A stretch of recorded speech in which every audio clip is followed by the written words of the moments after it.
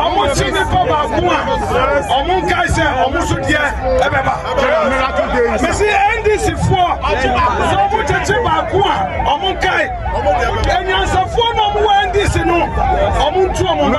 Inside right now. Emre eni nkaso me say. 2028. Yes. Edwanu no. Aka 2.5 years. No more hand over power. Oman pay no sign kopio. Omo candidate. Yeah, you want to about me. So Dr. Baumia. Dr. Baumia.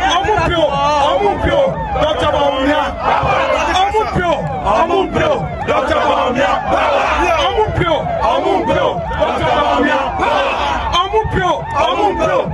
Baumia. Dr. Baumia.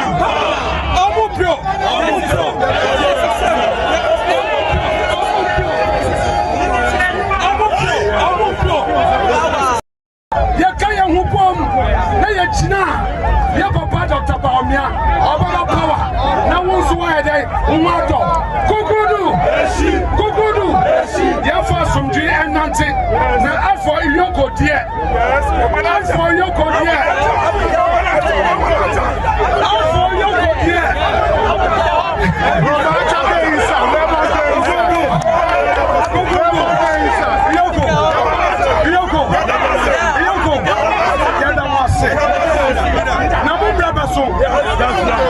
Omo chini papa kuma.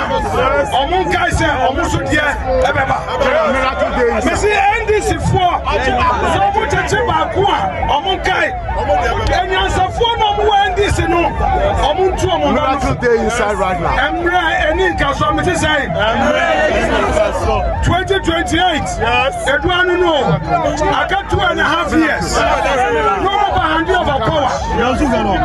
Oman pay no sign kopio. Omo candidate. Yeah, you want to about me. So Dr. Baumia.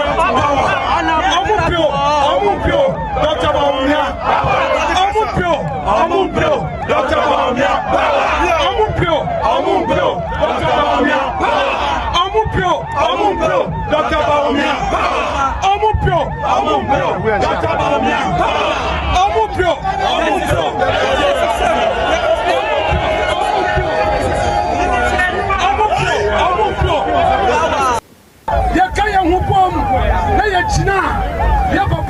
Abo non-do ewo Ghana hase eye Solid TV Ghana. Medin ede Shaibula CC Austin Bema ejina camera nechi. Mesa also subscribe to the Solid TV channel.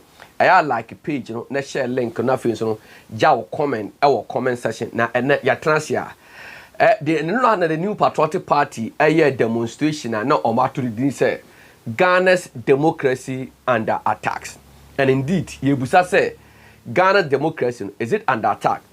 Ni ahwe the NPP and NDC kamia say omo to opposition what they see is different from some ba ban mu a what they also see enu achi ya ane ekoto aba ema NPP ewe poto ema omo numbers a wo mna hyebedwefie no omo ntimi emfa nya hwe enti ama NDC fo no ebo omo todwe ni asan bebehwe Ghana mabunu a ade chi ade san in their quest to defend their very political party ebe wi akire na omo ja omo ma omo kunu omo irem ho na omo twirimu ewo na duafie na buta say how impactful are saade we eba beboa the two political parties na yabusa emabunu so say mo ya saade we ya what are the ripple effects on wo wabrabo as an individual na da ba betutu de ntia Ghana for etu agu the base no so now ye babuna me no wo adi nkomo de masa wo say wo de wa fidie na to wa wo nyira ha say eye Solid TV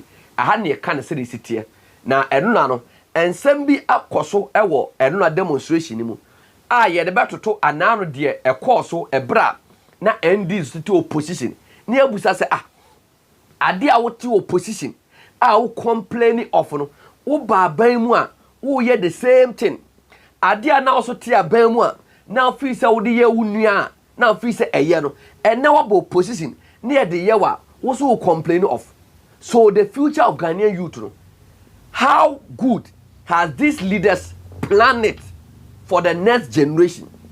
We are babu na mibusa wo say enema ekoso uwie school pa adwuma se wonya bi no eye hihye pa ye man mpanimfo aye coming from say the natural resource Ghana nyankopon edi adom ye no kwan ye mpanimfo ne faso na omo chiche wonsa aka wo dia na eno na so bisa so wu ade bi a ensuo mienu ana ekura one of the demonstrators ana wase ensuo no we aye krojin kakra ana we aye fin ba we aye fin chen no ana wo kire say under the NPP era no na ensuo we na say ne sitie though aye polluted but enye deep polluted ana we say no aye polluted but aye very deep.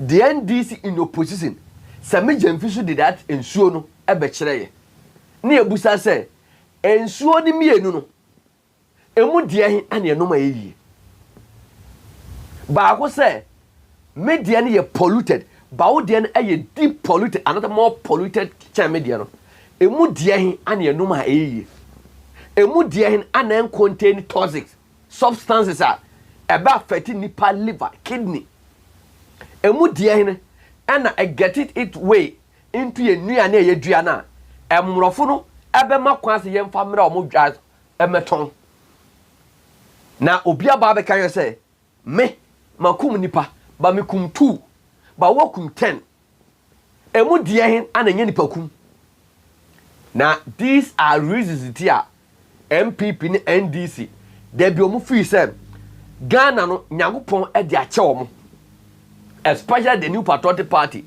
yegia man oslo wusu ebe traka se yagia man ase oman nyagopon body man MPP na mistakenly and they could NDC for some and to omo na want the moral right to govern this nation na omo fa kwati kwan so nyansa kwan so ema oman na dodo de bia omo wo bia no omo nsaka na wo ye MPP ni na no call this demonstration we youth me jura ho e the amount because o share Miracles Dennis Abuaja ni date of birth 85 to 2026 41 years ada yoko tracing accounts no over 300 billion at an account mu a on fanya hwe over landed properties baku num. Oh, what the 45 years? What the 50 years? Wouldn't even make us 100 million. Wouldn't 100,000, 1 billion. Aya wow dear. Na Miraka Abuaji kwa demonstration. Now do Jimmy a dear chile. Sada cost one people in NDC. He NDC to opposition. Nay beer. Our more than 400 billion our accounts.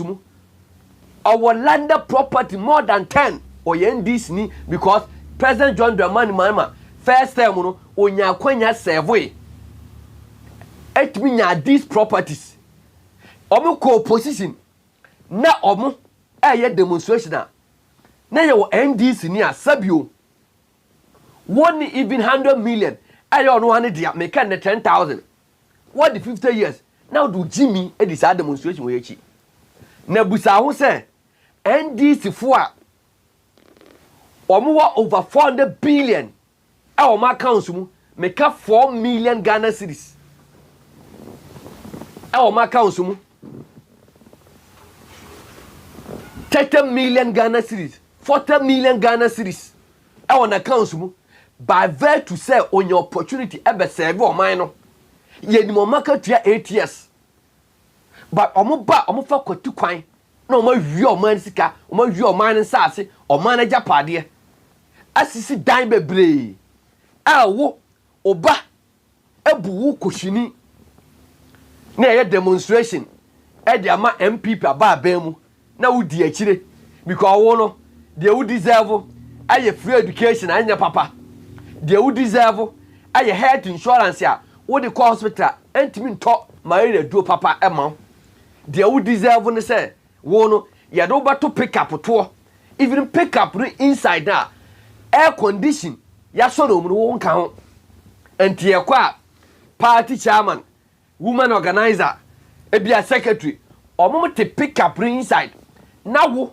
ye se wo ye sankwas wo te bucket reto se car ne bo forma nipa bi o te bucket on insurance in cover no ni aso wa gu akire na wo na wo tietiam ye be ma placards no de ya choro wo so ko ni ma de kro si ekokunu si ekotono si ekobonudua si ekwede oni ma de kro na suru di akire ana democracy under attack ye busa na democracy under attack unim omom free attack democracy no eye NPP for we ya democracy ya under attack ni say ya to aba through democratic process e do man na hye unsem say your man ye na man timamfo emabunu nya adwuma ye na wo baaye oba be wie sika wa mi adwuma. That is democracy under attack. Proper democracy under attack. Eno no ye busa na adan kwakufu ado ene MP before ne omakwete opposition e komodi om a omutiatia mu se democracy omo se under attack no omo abreso enwuma sei no mu biema Ghana mabunu enya bi ye si akwa akwoto aba through a very democratic process awo oba be so akufama so I say wo be boabo manager pa ne wabo ho ban amatimamfo ni nyanya so mfaso ewi akire wo no party fo wo be forest ama Chairman Wontumi ebo wura mu esai o manager pade wo say democracy wasn't an attack na banfo be ta ka so and I come say the base for no omo soro omo attack MPP he ye musa MPP say amanyokuo baako ala na frimu ajai NDC attack MPP amanyokuo baako the base mpanifo afrimu ajai NDC attack mu ye nipa bonefo mo nka no kore man fa no kore a mebu man no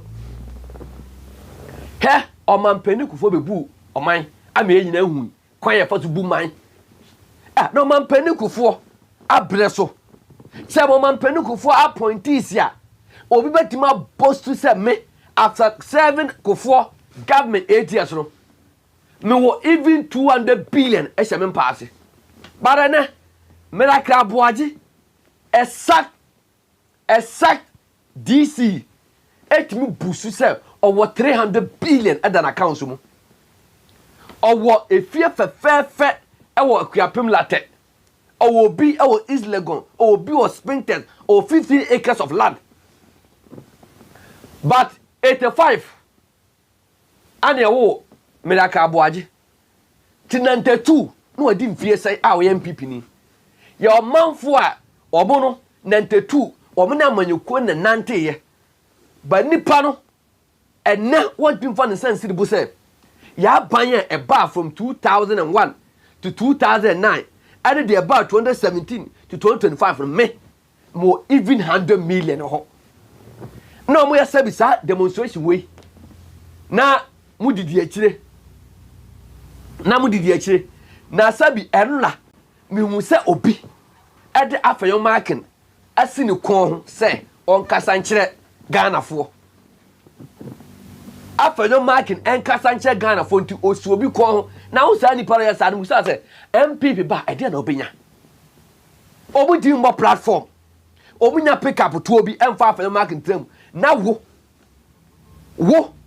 sabo yire na ka se konsu a ka ba kasa wonko wo anu na wo de afayo marking si akonkon so wonkasa no wo yire na ka se konsu a enka ba kasa wonko na sabi obi tun bini oisu kon video da so no kwabrane na maami a ukuni nie no ukuni ba fie busan se e de mfaso pa na obenya na MPP mu a sabi obi papa onasi akonkon se wonkasa na afayo marking e man for daga so ora shaibu afayo marking just be soft with him na honorable Ken darling boy me hu nipa o so hypocrite say afayo marking da ye kwa internal contest no wunim papa honorable Ken ayede amaw aka oso wo ka e ma to delegates team e top party for the team say can the Japan etimi maw $5 million e mrebi atwam not $5 million series o na me am so na me kasa e ma can Japan me ya me $1 million ya me $1 million ba o ye hwe ha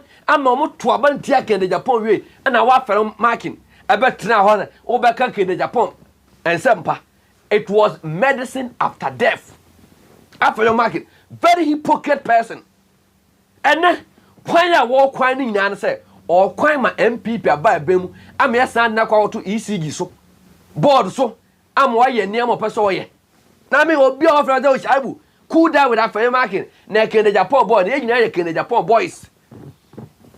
But a bad brain more dino, ye know the young qua, ye concy form. O tell me to our Kenya Japan who sue ye. Mavakazo, and now when you this number, I will put to her. Hey, you got to aba now on constituency. Or in here. Or any baby, you were party for. No more nam, Omukura position in parliament. Or Moody Dr. Bomia Nam a compare mano. You kept quiet. Very hypocrite person. And then when we have for your market, Mumbusa for your marking age. Any scar when ya. And your politics on your says cano. And when your says cano. And now for your market, ever casa for democracy. Now, here, MPP as a political party. Omo Kasabi and a Ghana for Bufu. And now after your market and your platform. Ebe Casa. Can some be shame crying? Can some a becca a yan some Ghana for our say? So much tobacco near bar. To all your position. Why do you want to say? Unko for my bonnet, Sikaria, MPP for Sikaria, and Sasaya Yachomono. Oh, Baba, change this for him. You have no good plan for this nation. Saoba, a dear now, Baba, I'm a Ghanaian youth, I'm a Juma, and you no. After your market, can't you say, what only Bano? Yet to Abama Dr. Bomemna, no so may pay back. Now, on my team, I shall fui. Atiefoi omaya yetimu obia ni wa wo ba se me baba yen hihye pa e me Ghana mabura nya adwuma ye me baba yen hihye pa e me Ghana fo matu kwan eti awo ma ba Ghana ne dia ne se NDC ye me sei enti MPP ye ba ye be sei MPP ye me sei NDC ye ba be sei ne de sei chichi oman. No, I don't get it. Ebia me na me bodam wa ahwe me no wo de wo more dam mo amohwe mo abrochire mo amohwe mo Ghana bia na e bia hya me border because me adementi ase oman a yatim nyankopon aba oman e de abesuem say Ghana for watcher gold diamond manganese timber cocoa oil lithium name them ne ye mpanimfo yesi ye fa kabe momo kwan so e de nkanidia mom say omfa nanda oman man no. NDC to opposition na adwene say MPP ti abamu wo ye mi sei enti meseme ba me ba be ye bi enti NDC ba de wo ye aja mamu na to nchen yo MPP so to opposition no after marking say yachiwe enti yeswe ba ye ba chiwe enso mean from the word go no amamu ne mfa ne ho or ba be ye payback ye the way you show man ana me na me bodam. Men are made up. I'm not making sense here. And the war system now, what the banner said, I want to come and pay back. Here, and the NDC at the 4 years, and a chichi ya MPP airban also saw the 4 years air baba chichi. MPP the 4 years or 8 years, at the chair, NDC 4, NDC 4 Sabano, 8 years, and yachichi. Now, another. The very thing na MP before I preach against say omo kasa ni achi omo and na on omo demonstration I saw them singing say Mahama o yo dwan monya ne de Mahama o yo dwan na me busa MPP mpanimfo say and na me hu say the former member of parliament for Menchia North Collins Owusu Amankwa madam for pardon na wo to sa nwum ni bi Mahama you dwan and as a former member of parliament say who call demonstration the only thing you can do is to insult the president. NDC in opposition they did the same. Almost to call demonstration the only message almost sending out there and say go and insult the president and TM penning for way and I did their man penning for atamaman ne almost TikTokers esua but I mean too for Adia call to Usa Mankwa, JFK, na bi ebe kan obenya ne tie didi mu wo kan ye be chew and do a tiktoker na yesi yesum odabo ne kra ana so obreko ne kra we general secretary we organizer we former MP ti ade o kan obegate a we within wo kan ye be chew ana wo kan obekwa akodam agya ma ho ana maame na yeso otwa wan ya no ana wagya de ma ho wagya de ma eho ekọ entu be kwa oka am ya che ogya oba ho e wasem na abusuafo yi enna me hu ade bi oma na omoto mahama oyogya me nyumre me nimto na mpata me to kira mu me kai say one person be either say Kwesi Pratt or and also Mr. Bent can say even Kwame Nkrumah breast ko say man for to sa anwum we yes say Rollins breast o motoy Kofo breast o motoy Mons breast o motoy Nanado breast o motoy te Mahama breast o mo say to ye kwa demonstration de anim say ye to nwom e de didi aman panimfo atem calling them names describing them na enya wanwa say from 1992 sa kwasi anwum we and so called MPs both the NDC and the NPP omukọ demonstration omuto from 92 besi na empanimfo we ekọ demonstration enkwasi anwum we omuto both MPP and NDC leaders and amuto de kirankula edira nkura so be so camera no mu didi amampanimfo atem no ba se ka so hu say me ye pani me either majority leader or minority leader me a member of parliament me constituents and ato abama me some of my constituents they don't subscribe to an insult be our constituents no e be a lawyers e be a doctors e be a hemfo for instance we a member of parliament o man share south to asante no to na abama asante ma to na about and penfo betom abama antisabi you don't go there on your own and yet these key people na to abama and to kwa di atem on because the demonstration platform ubusa won say asante nsuma wo di atemnidi hyewa no asante masuma wo di atemnidi hyewa no ahemfo omoto abama wo constituency omo di atemnidi hyewa no but omukwa ensem hunu say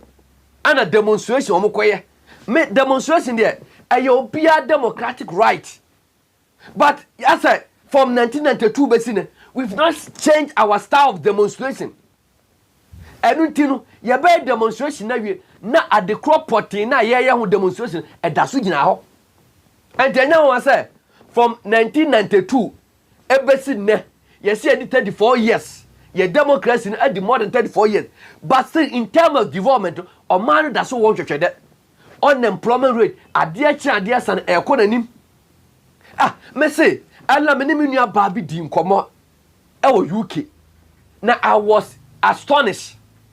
I was surprised. And near more catch me. Me busa won say abrochire akula ko school yet me man sika say Jesus kawe o de beto nsuo just £1,000 way what the buy shopping I had you akura na yiri no ho akọ school wi oni adwuma akura ye na o hye eniema emrofi ewo in terms of raw materials na about to Ghana ye de ho a you could see say we have bad and weak leaders na ena won say omukọ abonten a na plane dada plane anya papa na o mato de aba na nipa ma ewu enipa ma ewu sa z9 ya ekokum enipa enwotwe a menkai abusuafo yaw na yese ye di omumfinhia na akai wo mo no aye plamfo aye hiafo abrabo na Ghana te ebo tibibia na aye spiritual wo feel say anka player omo ye 19 kojo hoho ye call the ekoto the modern one e baaye e make sure that debia no ye service ni ya kanu nipa nwotwe wo mewu ya ka sia mom ma scholarship ben obetum dia ma me ba chese me am tia sia ma hwe me ba Now man the bus scholarship ne yere de na ne kuru betima ya ama no paso o scholarship betima ya ama no ya negligence and ku omo ya na negligence ku omo because that Z9 we say amanya omo to bi ebi Z9 we even some president right the ministers right Cambodia photo ne de omo de nyina bo fom omanya enye sika wia bone ne kankan na ahia ma enko na ka o say ground these Z9 nyina ba ye tena ho man kokum nipa mako enwoche innocent people doctor man bo amade na me ya because they don't care, they don't plan, they don't reason. Almost sorry are leaders. They want to find their way into the government and milk this nation. Now Nabu can say the NPP is looted as if there's no tomorrow. Now man for fish diagro. Tell honorable Ken or to ono or ya busumo. So unim ken de Japan. Nipa timi ya doye ye papa. Ema nyankopɔ pagya no kodu tebea bia ana wudi agora ken de Japan. E kan no mesem to so abrabo e befa. And somehow Nabu Ken kan say NPP is looting, is milking the country as if there's no tomorrow. Now mo so oboa. Hwe na chiche ya chiche mo. Hwe chiche mo. Me hu me like aboa gi say omo ne ko ono say tea be re ko ma no wa slebo kama. Ena no kureka enu omo brabo. Na Austin mame Sami Jamfi ebra omo koye demonstration e call Bank of Ghana. Mama sa video ne na me meka asem chiatifo.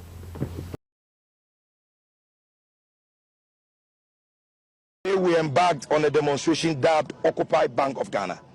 But before we tell you why we are here and present our petition to you and make our demands, we also like to know you so that we know those we are speaking to, because we don't know you. We're expecting to see Mr. Dr. Ernest Addison. Unfortunately, we can't see him here, so we would like to know those of you who are here. We get your name and position again. Wing Commander Kwame Asaribuati, retired Director Security, Bank of. I'm retired, sir, and also a council like you, please. So, Minority leader will respond. Okay. So first, let me say that I feel very disrespected as the leader of the opposition in Parliament, for a simple reason that we demanded to present a petition to the Governor of the Central Bank of the Republic of Ghana, otherwise known as the Bank of Ghana. The Governor has two deputies, namely Deputy 1 and Deputy 2. Unfortunately, he has decided to disrespect us, and his two deputies has also decided to disrespect us by not being here and to receive our petition. We never said we are going to present our petition to the head of security or someone responsible for security, with all due respect. You are not the one responsible, and we will not give you our petition. Let me also say that, in summary, we will hold you accountable, particularly the governor. We are demanding his exit.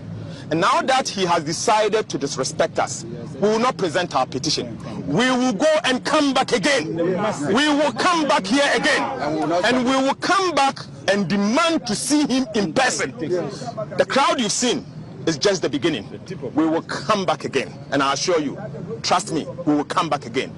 He should better come in here. If he thinks that the IMF is more important than the Parliament of Ghana, if he thinks that the IMF is more important than the people of Ghana, he's here because of the people of Ghana and not IMF. So let him deal with IMF, but we'll come after him. We will come after him. Until we see him, we are not stopping. This is just the beginning. A lot more will come. So, on that note, we mean no disrespect, but we thank you very much. But we'll be protesting again and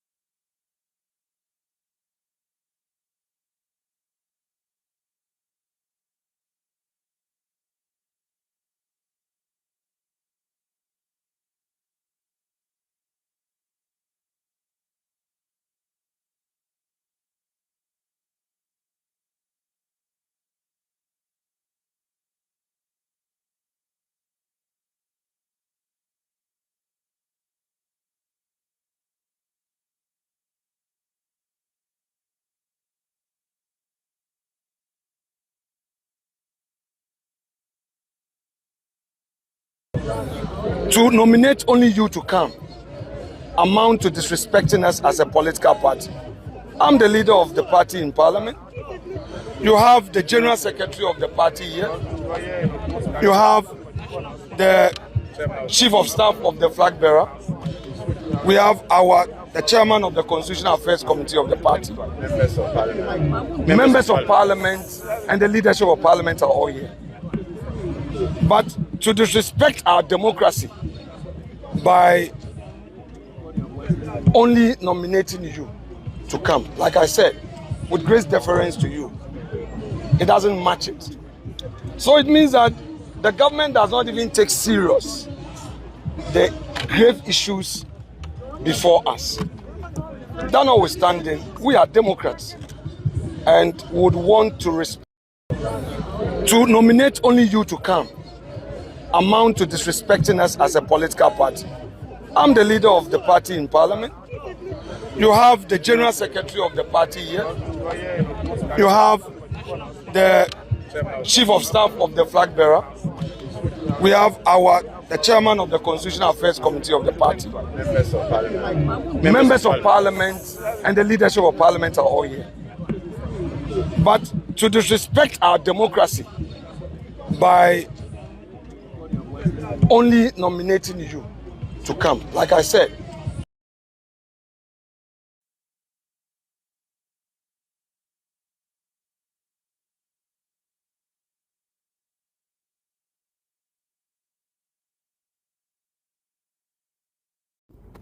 on behalf of the president, me busa say, dear, you are now sharing.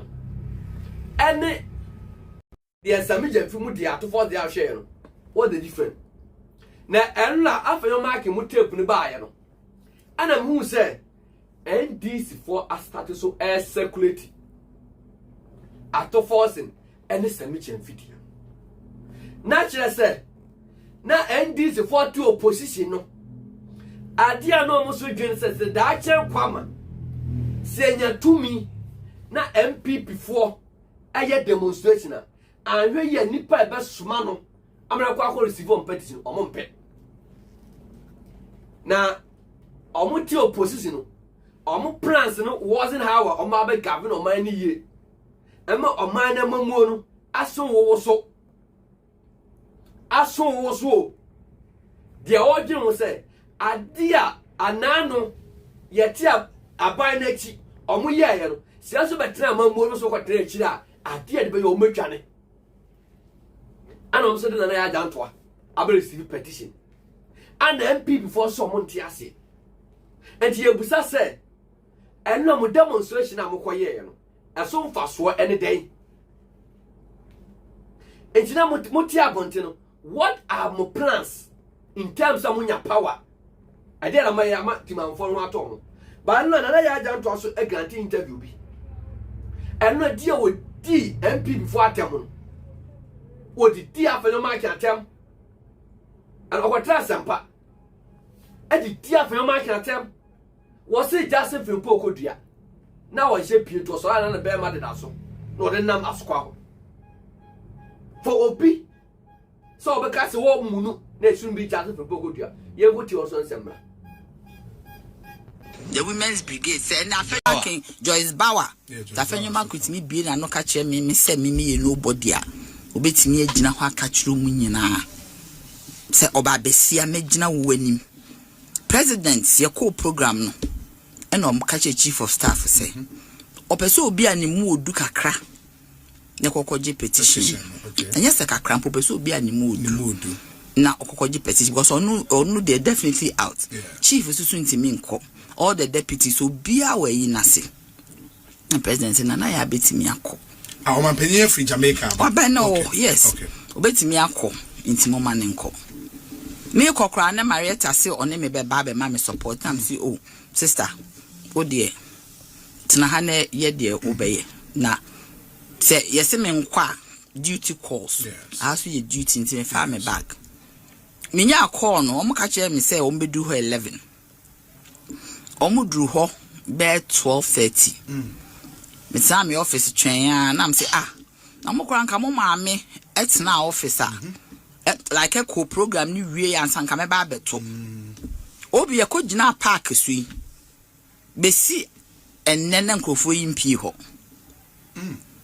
ti be want something eni hu so omoba obi me kra me kɔ no na me se o we de me kohia me nuano na na bi wo ho Justin wo ho omo nyina me hwɛ from afar na ayi almost 30 protest say me de omo ntimi ngi petition in free me ho maybe me omo kakai omo hu me ana omo yem hyehye wo nti no me hwɛ Justin from afar no o kan wona no say na ya we na ba ba petition hwɛ obi enu nti na obi wo ho onya position na on person obey humble no obi nti na onya position na on person me position me wo me fa position ni manim ti for you for Justin well aba can cheer me say say o hwe na no na hu so okasa what me hu so oka say na me ben ho all the reactions I saw it me edin for the first everybody thought I should react but the police phone soldier for biase madam and they wire there I didn't open my mouth because me gina ho in the stead of the president of the Republic of Ghana. In some way no mo call mo conclave mu no mo kodi say e bi no so mo mpene papa bi so ye chairman no say den o mo fe ni din bi for tiatem so on petition na me ka chairman say won gi say me mefi ha but then I told to myself say I am standing here at the highest office of the land. Yes. I am standing here in the stead of the president. Intimi enye bibia contrary to what is in my mind. So me gina ho din hwe wo. Ne be hwe omo pre. Me de asem de be da na me de be ka. Papa penyimu so am MP, former MP. This one me. He came to greet me. Kabo hu me no sre. Na bi crampo omo nyina they went back. Then they went into a conclave and they came back. A honored Afenyo marking, so no na akwaje contract. Afenyo marking who Afenyo marking? And your classmate in me. Yes, of course. Me nyini cha Afenyo marking, meti me awon Afenyo marking what this saying? When you say, but what this saying? On can you age my minty? Me mates almost ye real form 5 or more, you wouldn't want my age. Obi me hona feel. Into Afenyo marking, say, me nyini cha Afenyo marking 2 years mpa. He hasn't got the right. It is a president no did not tell because presidents they yi me. Say me ma petition. In maybe I call Bank of Ghana and your security man a petition. Open patrol mensri and obi asmen can't say jasri and a shasem no. Me person me who said and your security man and I called you a petition no. And I am yes, me will not feel some pine no mubi neba. Nan can you bet I am moha? I'm telling you, Obi and one is saying I'm many. Yet she is sending to me anyam. Say a Afenyo marking betting me a shame men send me nobody. Obi see ye political office way free ho. Me, my Bob Brow. Yeah. Mr. C. Jumo GIPC. Me a Santini Bao, my year me wako school. Me free feel. Obi me person me be German no me papa a lawyer new. Me papa your Oxford trained lawyer. Yeah.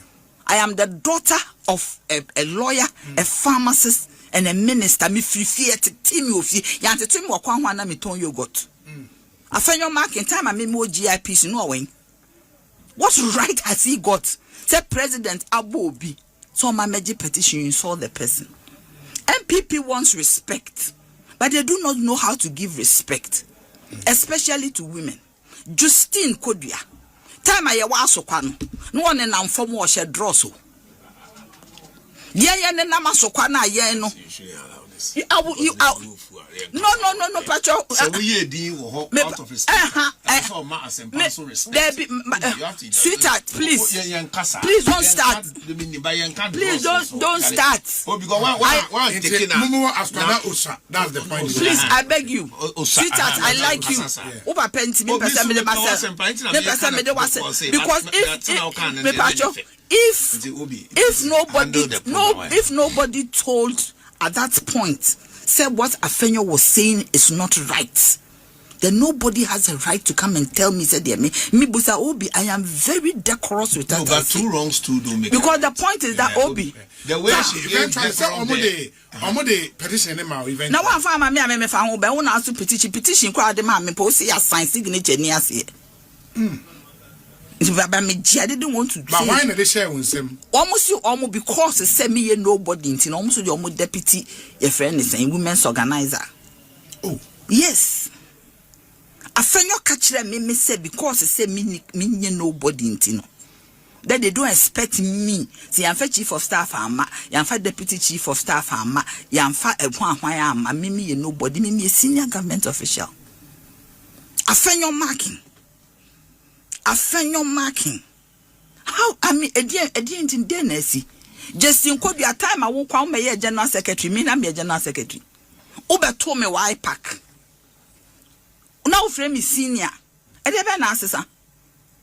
I find your marking we are majority leader, one for our party and co-opposition. You superintendent over 137 seats. Whether you should pretend over 88. How dare you stand in? And how can say chairman crowd off a Ukraine Kenya? Media full go look at everywhere. What is he talking about? Me, I'm going to petition the speaker that if Afenyo Marking does not withdraw. I mean, what is it? How can you tell me in front of everybody? Say me you're nobody. You don't even know me. When I see you, I give you a lot of respect. When I see you, I give you a lot of respect. But you don't want to give respect. Say, president, say you be. Say, petition. One confess security man, if you security man also. One confess cleaner. In the midst of our misery and the midst of the nations, nation no more. And decided say yes, I demonstration. Let's wait and postpone it. But more ahead when we were in some form of the country is in misery. And they come and see our reho. Obienia attends you. And you ask us to get up and come for a petition. The president says, this is the person I have given the power to collect the petition. And you on my behalf. So is it the president that you are insulting? That you don't respect? I mean, I'm so mortified. That you could stand there and look in the face of a woman and tell that woman, so you're nobody. Okay. Obi, I just cannot comprehend what happened. Obi and Musi democracy is under threat. Under attack. Democracy is under attack. Namodi petition about president. You instrumentalize demonstration to come and put your petition across. And after so receive petition, no. I know what na sempa no church and nsem. Or say or mama na ba receive petition no on behalf of the person, the president. NPP for so maintain in nsem da. But musa da ya to in opposition. Governor of Bank of Ghana and so smart. Security head of security. You also had issue with it. And no discussion about yet one or qualify them or could receive a political party demonstrated petition, but not a dear ever watch or manama Ghana baboon 1 year Jumaya. And no more call demonstration in Yano. Me said ne or prepare to be assassin. As a idea can say, baby or modo mine corner. Yantiasi. Akwa and now demonstration, a China demonstration at any point be a NPP opposition or Asamoka. At any point be a NDC opposition or Asamoka. And Mikai say 2009, 2012, 2010, 2011. Demonstration upon demonstration. Mikai say, then tell me. Justin Fumpo Kodia, no Yamaye, even youth organizer. Dr. Nsiasari, yes, started demonstration from Bekwa roundabout, never Pampaso prison roundabout, and to meet demonstration. I've joined counters of NPP demonstration. And your opposition, your solution to our minor challenges. Your bar moi, now basically, we are. We are in this for in opposition. They also have series of demonstrations. But about Mani Muswa, and Yama Basasike, we are. And to a man, ye koyanim, and I bayachi. and ye dear kiri and tias ye beboy demonstration one am got some chiro say omunya power now wafa enye minister wafa enye DC a count yourself out enu nti na yebeto aba wi a omo kwasa se prere sekre no enche na obamabu yebeto aba wi omo tiam kukudunu enche na obamabu because omo policies no enye policies ebo oman enye policies ebo oman and adia message the youth ni say this time because of social media don't be fooled by these two political parties. They are just fooling you. Yeah? Demonstration no who you know. And yet 3 million Ghana cedis demonstration no. Me say demonstration no who you know. And yet 3 million Ghana cedis demonstration no. Nana B what boat.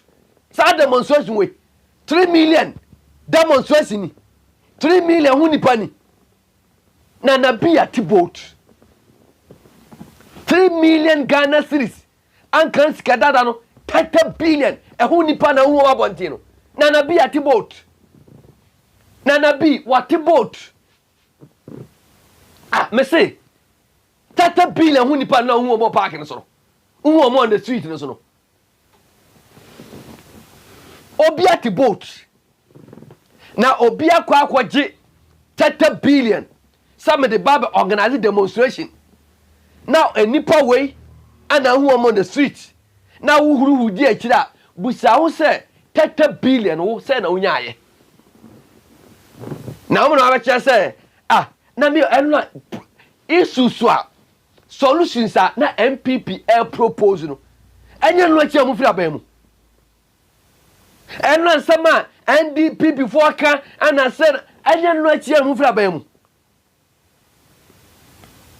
Anti eti ade ana ka so mo ya o manye ede na MPP ya mi ato abati am a ne wako opposition a eno achi ya say wo solution to o man challenges ka che say ekomodo asa ka che say ekomodo because ti amuti opposition obi no miracle aboaje in opposition opa man 1,000 years wonya sa 30 million Ghana cedis na o mo say on account mu enti oposo ba ba mu enti miracle aboaje will be leading na obi afira ba mu yoko força wo 30 million Ghana cedis e wo na account mu o leading demonstration wo so afira ba mu wanya even 100 cedis no wo di demonstration we achi wo di demonstration achi ye kwoto aba wo ni a ye to wo ni ye to ani enti no nipa bre e di demonstration mu a placards ekuekrom ko omunim de ya tworo wo so ana mahama yojan mo ya ne de mahama yojan mo ntwa ne ti saa de we atwam ene wo ye demonstration to nyompa kansama beto Ghana for trim na ko demonstration ko di president because NDC also did the same thing na do yojan mo ntwa ne ti na MP for say mahama yojan mo ntwa ne ti na ne kura ne say MPs leaders ye demonstration di atem enti nkra so TikTok a onim so na atem di de na me MP kra di atem a meso matima di atem na be wi na cha akra ndeko timna mesraw se oye babunu a aha de hia me aha ana hia me because MPP aye demonstration da at the petition akoda NDC aye demonstration at the petition akoda eniema omo ti abonten a omo kan wasam omo nya opportunity a omo mesesam anti join the base asa I was a MPP ne NDC yetibi mom a proper competition anya pa kwesi ndi omo de no anya kuadon komo de no anya kuada ma rose mo de no nya chi abusum de no I was a timi ko abato so ya we ne kra yetimi nya more than 30%. Enya more than 30%. Na ye che MP na NDC for the nya jimi for. Nya go to aba na da bia MP na NDC. Enti omo to omo nim say at 8 years bia mamu besa. Enti na kwa President John Dramani Mahama at the proposal be e ba say yemfa ko 10 years then 10 years they can still enough. Na MP betra ba mu 10 years ya. over that 10 years there. Now here, over 10 years in your view. When you free, na do ababa we see 8 years. Most Muhammad so ababa we see 8 years. 8 plus 8 is 16. So your 16 years have been wasted. President John Dramani Mahama be one say ababa we see 16 years. Minimobia from 2000 and of prepare adwuma wanya bi. Ebesi na se onya adwuma ni bi na adwuma o ye hand to mouth. Enya adwuma bi na adwuma. Adwuma wo ye proper job. Ye tua social security, ye tua other tier 2 and ye adwuma. Na ko ye adwuma boso so a ya se bra ba ji pay o table so, ba ji pay o table so. Wo fra sa adwuma we adwuma. Na wo ko kukurabo na bo say yes. Se na onya adwuma. Entiman tanka da wo ye adwuma. Ghana for to do say ana bosom so a okọ bank ekwaje ni pay ye tua ni tier 2 tier 1 ema no a okọ pensioner tier 2 no kwa oje a etimi ni start bibi. But these political parties omo ba 8 years here Meraka Aboaje yes o fie ewo latte o bi o sprinters ya identify na japade mako num se nokura ani sika say dan accounts mu 300 billion Meraka Aboaje na sefo ehia omo da se Meraka Aboaje ewo yire a na yire nte Ghana wonne kwa brochire odonua ba tukwan na wo enti wo a wo classmate Meraka Aboaje no o ba se obusia fa obusia we sansani na sa amanyokuo we call demonstration na Meraka Aboaje edimu bi de ne kon si fom a na me shaibula si se me so de me kon kusi fom kama bodam and we babunu a please let us not mess up with our lives. Ya adwene say in 2028 there I was see a chilom bibi because say the base at the Kenya Japan ba na MP before there ja omo say papa krabo no modene baba NDC for ne hu di omo de ne ba now ye Ghana ni wo ye babunu now ye hungry and angry enough na say akoto aba de mom a abusuafo yi ayamoara o ayamoara because I say ya ye war at the Ghana a che NDC ni NPP ana di omo pe na omo ye Ghana di omo pe na omo ye Ghana omo da Ghana anyhow it doesn't make sense because me say I will say me woman say enu na MPP for ekura nsuo mienu wo se we say eye na nado time we say eye Mahama time na me busa se nsuo ni mienu dey na nya polluted baako ye more polluted than baako de omo pa ache no emu dey na onum eyie nsuo ni mienu na ekura MP before omo de che say Mahama apollutu ensuo more than omo no emu dey na onum eyie ana me pese ka omo de nsuo de ba so where dey esukrogen na nado tam say na nsuo na ni aye ensuo ni etimi no na ebo Mahama tam we ensuo we ye no ma enye yie anase the NDC no opposition so na no ka say Mahama tam na nsuo we aye krogen na nado ba na nsuo we ye no ma enye yie ba nsuo de mie na ekrom ni nyina aye polluted water untimi no ma nye yie bobi ka che me say ono de na aye more polluted than other ne oboten ne de na aye more polluted than ono de no whatever it is every pollution be pollution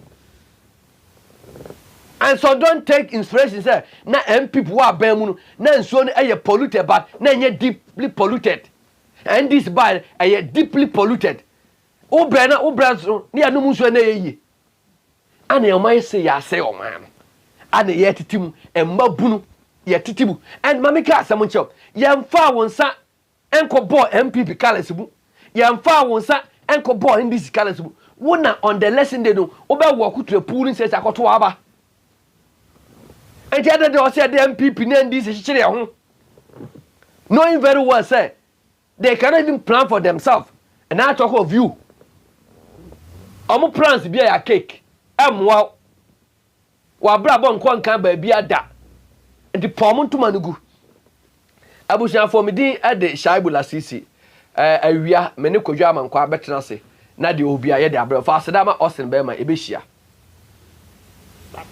obia ye boni wo Ghana ha na ye nka eni Ghana ye nkwa ni mo because wo hwe kro no a e course wo NDC amamwo mu na wo se ma ye nka ho we sa na NPP fo so e ba be wia na che Ghana de obi obebe bia na owia ko because ye nka we they get away with murder.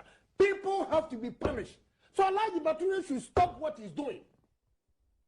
Na me a woni me betra be ka semu. Uba de na Matiasi. Me say, eneni na till date. NDC for me document on kwasisa wo Oman FM. And call register general. For free. Register general. Up to now, me ko renew me in kromo hwehwa ye hu. I had to